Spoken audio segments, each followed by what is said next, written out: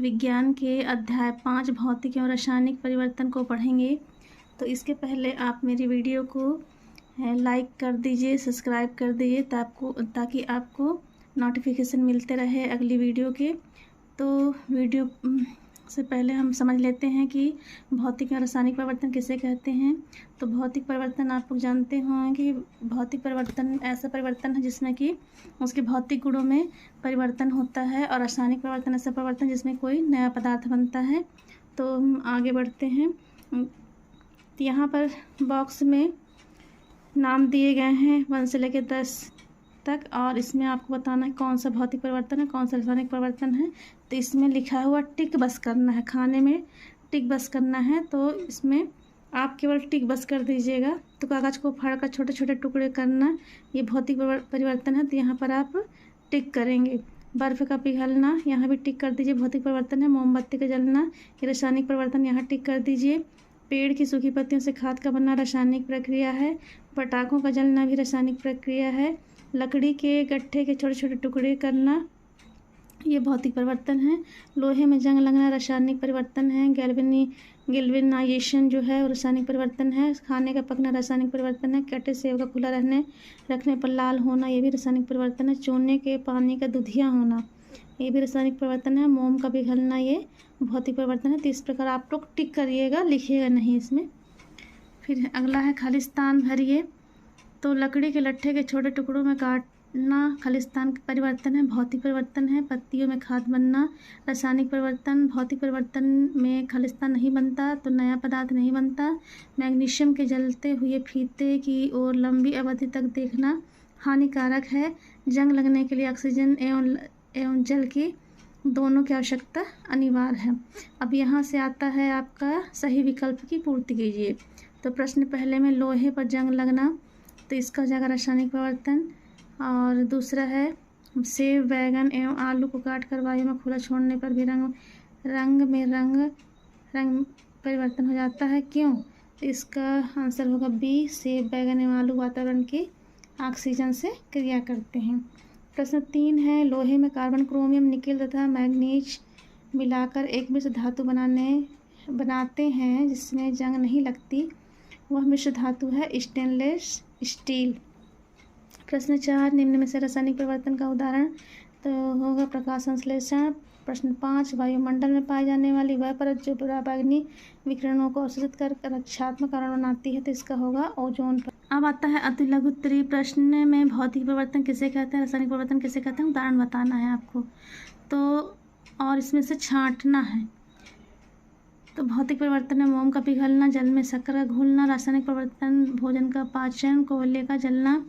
और दूसरा है भौतिक परिवर्तन किसे कहते हैं, कोई 2 उदाहरण दीजिए। तो ये मैं आपको बता चुकी हूँ, तो इसे लिख दीजिए। और प्रश्न 3 है मैग्नीशियम के रिबन को हवा में जलाने पर किस रंग की ज्वाला दिखाई देती है, तो सफ़ेद रंग की ज्वाला दिखाई देती है। आप यह कैसे सीख सकते हैं कि फलों का पकना एक रासायनिक परिवर्तन का उदाहरण है। फलों का पकना एक रासायनिक परिवर्तन है, क्योंकि पकने के दौरान कई परिवर्तन होते हैं। फल का रंग बदल जाता है और उसकी बनावट बदल जाती है, इसे वापस उल्टा नहीं किया जा सकता। अगला है जंग लगने से बचाने के लिए लोहे या जिंक की परत क्यों चढ़ाई जाती है, लोहे पर जस्ते या जिंक की परत क्यों चढ़ाई जाती है, उस क्रिया को क्या कहते हैं। तो जंग लगने से बचाने के लिए लोहे पर जिंक की परत चढ़ाई जाती है, इस प्रक्रिया को गैल्वेनाइजेशन कहा जाता है या गैल्वेनीकरण कहा जाता है।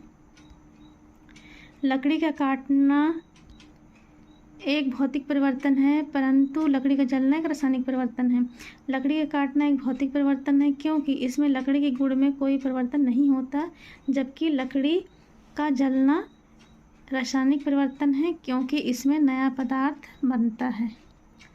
कॉपर सल्फेट विलयन में लोहे की कील डालने पर विलयन का रंग हरा क्यों हो जाता है। कॉपर सल्फेट विलयन में लोहे की कील डालने पर विलयन का रंग हरा हो जाने के कारण आयरन सल्फेट का बनना है।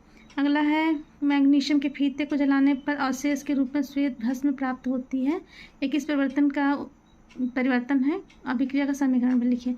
तो मैग्नीशियम के फीते को जलाने पर कुछ श्वेत भस्म प्राप्त होती है, यह एक रासायनिक परिवर्तन है। यहाँ पर समीकरण दिया, इसको लिख लीजिए। भस्म माने होता है राख। भौतिक एवं रासायनिक परिवर्तन में अंतर स्पष्ट कीजिए। रासायनिक परिवर्तन में निम्न घटनाएं हो सकती हैं, ध्वनि उत्पन्न होती है, गंध में परिवर्तन होता है, रंग में परिवर्तन होता है, गैस भी निकलती है। प्रश्न 10 है, रासायनिक परिवर्तन में उत्पाद बनने के अतिरिक्त और कौन सी घटनाएं होती हैं। रासायनिक परिवर्तन के उत्पाद बनने के अतिरिक्त निम्न घटनाएं हो सकती हैं। पहला है ध्वनि का उत्पन्न होना, गंध में परिवर्तन अथवा किसी नए गंध का बनना, रंग में परिवर्तन होना, किसी गैस का बनना। प्रश्न 11 है, जब कार्बन डाइऑक्साइड को चूने के पानी में प्रवाहित किया जाता है तो चूने के पानी दूधिया क्यों हो जाता है। इस अभिक्रिया का रासायनिक समीकरण तथा बनने वाले उत्पादों के नाम। जब कार्बन डाइऑक्साइड को चूने के पानी में प्रवाहित किया जाता है तो कैल्शियम कार्बोनेट बनता है, जिससे चूने का पानी दूधिया हो जाता है। इसका समीकरण लिख दीजिए, CO2 CaOH का whole twice equal to CaCO3 plus H2O। अब अगला आता है दीर्घ उत्तरी प्रश्न, कॉपर सल्फेट के क्रिस्टल कैसे बनते हैं, इनका वर्णन कीजिए। किसी बीकर में लगभग 1 कप जल लेकर उसमें तनु सल्फ्यूरिक अम्ल की कुछ बूंदें मिलाते हैं और जल को गर्म करते हैं। जब तक जल उबलना आरंभ कर दे तो इसमें धीरे धीरे कॉपर सल्फेट के चूर्ण को निरंतर मिलाते जाते हैं। कॉपर सल्फेट का चूर्ण जब तक मिलाते रहते हैं जब तक कि उसमें कॉपर सल्फेट घोलना संभव ना हो। विलियन को फिल्टर पेपर की सहायता से, इसके बाद यहाँ से लिखिएगा कि सहायता से छान कर ठंडा होने दे। कुछ समय बाद कॉपर सल्फेट के क्रिस्टल बन जाते हैं। प्रश्न 13 है, लोहे में जंग लगने के लिए आवश्यक परिस्थितियाँ क्या है। रासायनिक समीकरण द्वारा जंग लगने की प्रक्रिया को स्पष्ट कीजिए। तो जंग लगने के लिए ऑक्सीजन और जल अथवा जल वाष्प के दोनों ही उपस्थित होना अनिवार्य है। इसका समीकरण लिख लीजिए, Fe जो है आयरन है, O2 oxygen, H plus H2O equal to Fe2O3 iron oxide बन जाता है।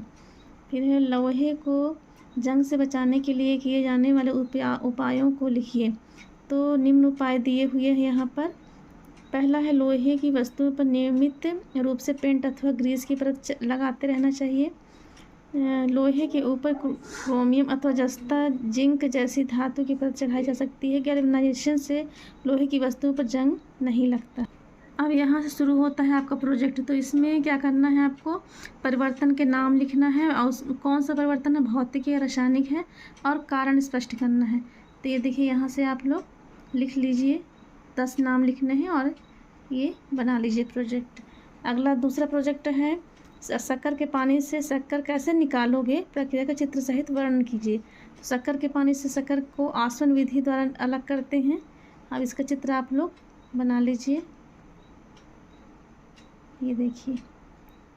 तो आपको मेरी वीडियो कैसी लगी, देखने के लिए धन्यवाद। फिर मिलते हैं अगली वीडियो में। Bye bye.